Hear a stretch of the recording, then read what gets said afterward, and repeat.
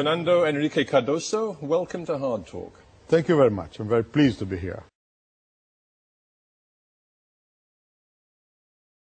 What I get from you, and we'll talk about LULA later, but what I get from you is a real sense of frustration that you had 2 terms in the presidential office and you were not able to change the political culture. You're right. In the case, why? Why in the did case you of fail? political culture, you are right.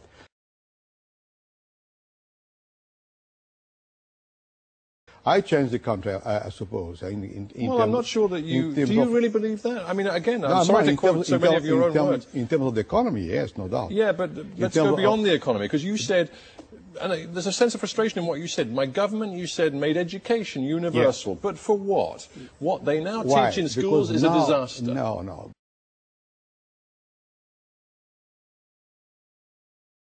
I'm not a pessimistic vis-à-vis Brazil. Maybe in this interview has a pessimistic tone. That's not the way I feel. You were seen as a man who was a technocrat, perhaps even seen as a neoliberal by some in economic terms. You certainly hastened the pace of privatization. And yet, for all of your structural economic reforms, you couldn't solve the problem of the 2 Brazils, that is the middle class and the successful upper class in Brazil, who are a very tiny minority, and then the vast numbers, the millions and millions of Brazilians who live in poverty. And you couldn't, for all of your reforms, tackle that problem of poverty. You are wrong. Sorry.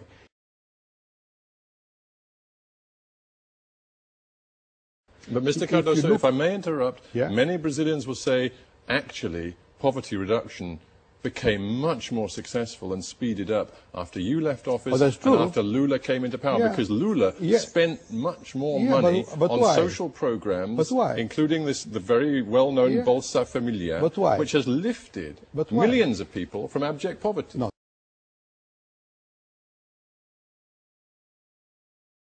Are you now, reflecting on what happened in your presidency and also under LULA, are you now saying that, actually, I've learned there are limits to market economics as applied to a country like Brazil? You can take privatization and neoliberalism too far. Let me see. I never was a new liberal.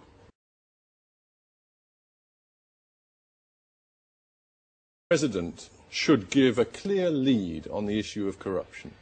Well, I think so. Well, in that case, did you give a clear lead? You had 2 terms in office. What kind of lead did you give your country? Well, you don't have any one case of a person in my government, indicted or something like that,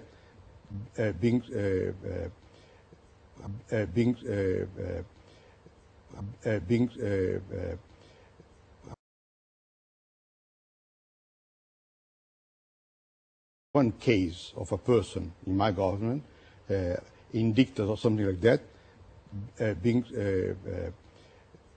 safeguarded by me. Well, that brings me to the essence of my case, if I may say so, because as I understand it, you appointed a federal prosecutor general, Geraldo Brindero, who sat in office for years and received, according to the Brazilian press, over 600 inquiries, I think they're called, into criminal behavior by public officials.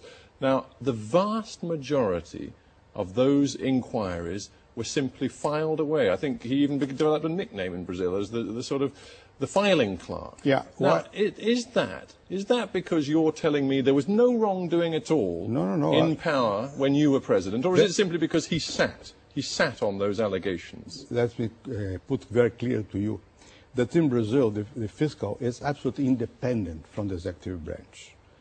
Absolutely independent. But you appointed him. Yes, but he's independent. He judged by himself.